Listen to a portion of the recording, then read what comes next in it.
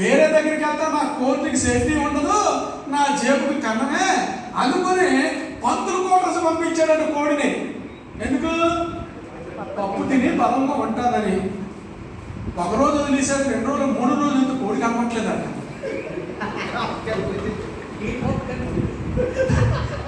కోడి కనపట్లేదట. అడుగుదామంటే భయం, ఎక్కడానంత రమ కదా. ఇది దొరవ పిచ్చిపోయి వారం రోజు చూస్తే క్వార్టర్స్ అనగానే ఏక కనపడ్డాయి. ఎవరు తిన్నారు? ఎవరు తిన్నారు? అంతే. అలాగే దేవాది దేవుడు ఆకాశం అంటే నమ్మి బాప్తిసం పొందిన క్రైస్తవుల్ని, ఆమె నడిపిస్తున్న దైవజనుల్ని ఆకాశంలో చూస్తున్నారు. ఎవరైనా నా ఇష్టాసారంగా వండుకుతారా అని.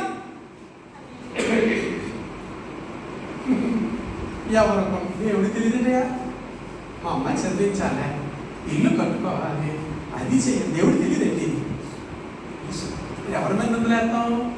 ఆయన మీద నిందలేసి మన భక్తాన్ని మనము గడుపుకుంటున్నాం. అజ్ఞానం అనుభవించాలి. చెప్తున్న నాకు, వింటున్న మీకు.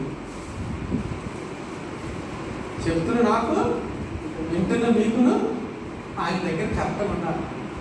తప్పు చేస్తే పక్క తీసేస్తాను. దావీదు తప్పు చేశాడు, ఏం చేశాడు? పక్క తీసాడు లేదా? సౌలు తప్పు చేశాడు, ఏం చేశాడు? పక్క తీసాడు లేదా?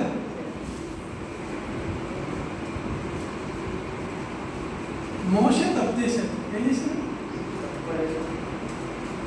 అని క్షమించాడా, క్షమించలేదా? డెడ్ బాడీ లేకుండా చేశాడు మోషే గారు. కనబడిందా? నేను చెప్తే నా అబద్ధం నిజమా? నిజమే తప్పలు కూడా దేవుడు మహిమపడతాం.